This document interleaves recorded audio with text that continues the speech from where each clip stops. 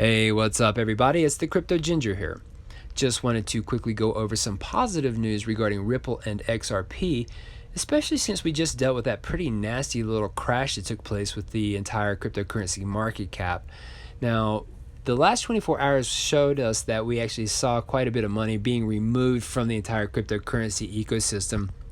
And that actually had a pretty negative impact on all your cryptocurrencies across the board. As you can see the charts on the right, basically anything outside of a stablecoin was negatively impacted here by this particular crash. Now, interesting enough, and a good takeaway as far as something positive and a little victory, is that the crash did allow for XRP to slip right back into second place here once again. So within the last couple of months, this is about the third or fourth time we've seen this little flippening happen between XRP and Ethereum. Now, I want to point out, obviously, that the market cap between the two coins there is very minute, so any real substantial amount of money going into Ethereum could push it right back into second place. However, the positive side of this is that XRP has been sitting in second place now for the last 3 to 4 hours, and of course has been holding very strong. And we also see a little bit of money starting to slowly but surely trickle back into the cryptocurrency market cap, and we can see that the XRP is getting a little bit more of that positive momentum, more so than Bitcoin or even Ethereum. So this could actually be positive news for XRP in regards to it maintaining its second place spot there.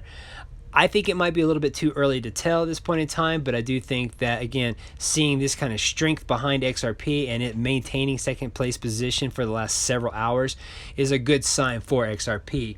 Something else is a good sign for XRP and Ripple as well is information regarding some sort of collaboration between IMF and Ripple. Now, this is not to say that they're going to be using anything that Ripple has to offer, but I do find it very strange and interesting enough that when we heard that Brad Garlinghouse had spoke at the Singapore FinTech Festival on behalf of Ripple products, and XRP, and of course how Ripple could benefit the banking sector with their particular products.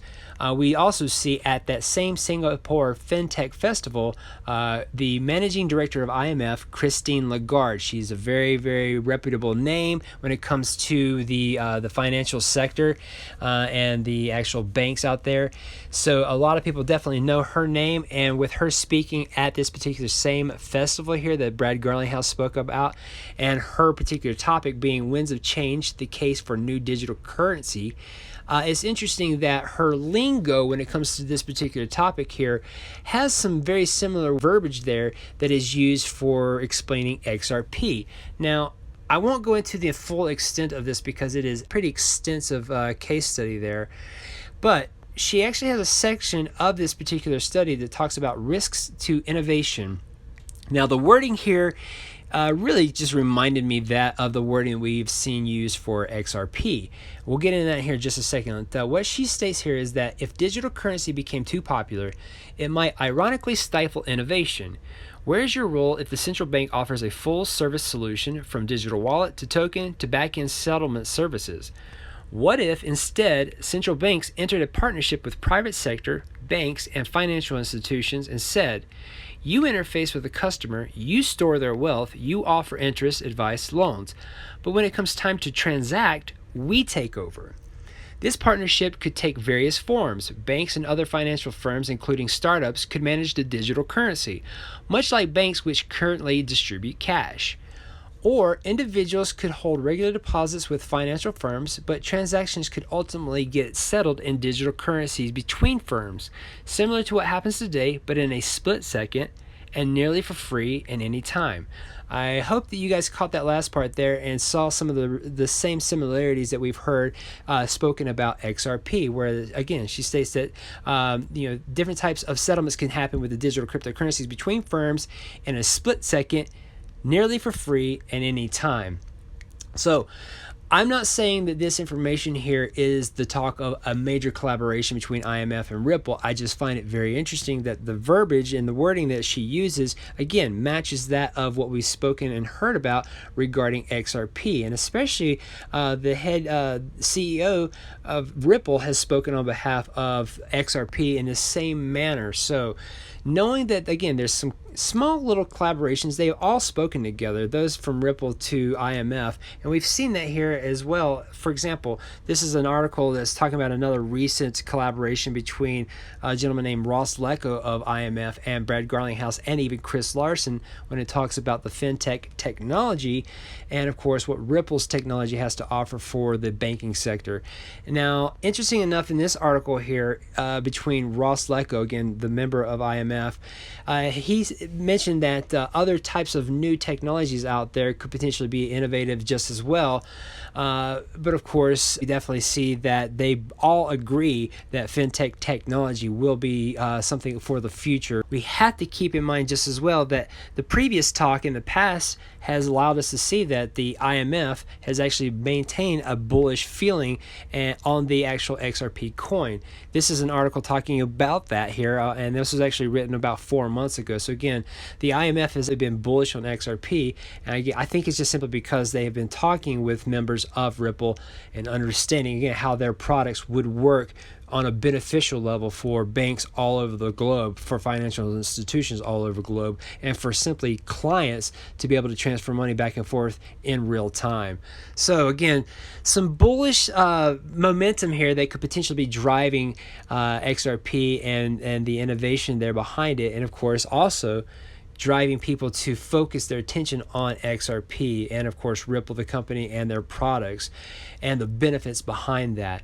One last thing I want to actually go into here is Brad Garlinghouse, again, the CEO of Ripple, is not only stating about his company by comparison to that of Swift, but he's also come out right stating that they are going to take over Swift. And this is something of importance because we've heard about this talk in the past.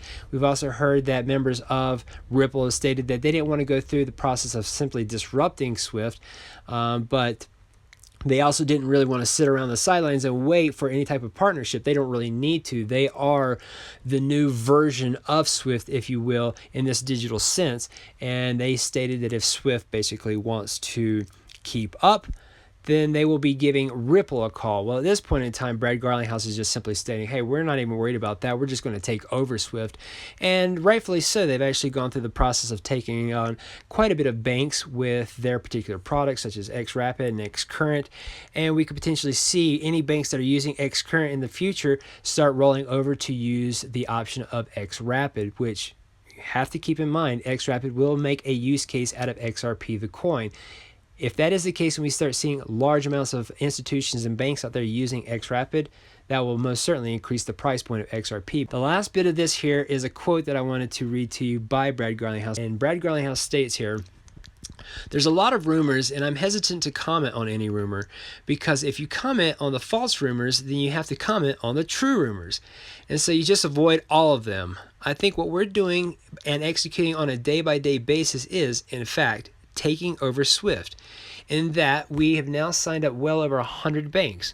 Some of the largest Swift-enabled banks in the world are now using Ripple's technology. So not only have they integrated themselves into multiple banks all over the world, but they are definitely integrating themselves into Swift's banks as well. I just find it very interesting that the timing couldn't be any more perfect for what we're seeing as far as these integrations and these particular updates that could potentially be happening, and of course the rumors like Brad Garlinghouse mentioned here. So I hope all that makes sense here. I'm just seeing a lot of dots being connected. I'm seeing a lot of information that is possibly coming out as rumors, and like Brad Garlinghouse said, that with a lot of these particular rumors, if you're trying to answer a false rumor, you have to then answer a true rumor to make sure that people are on the same page as well. And I think that with him trying to avoid all that, we're just getting subtle information here and there, kind of like what I provided here as far as these little comparisons.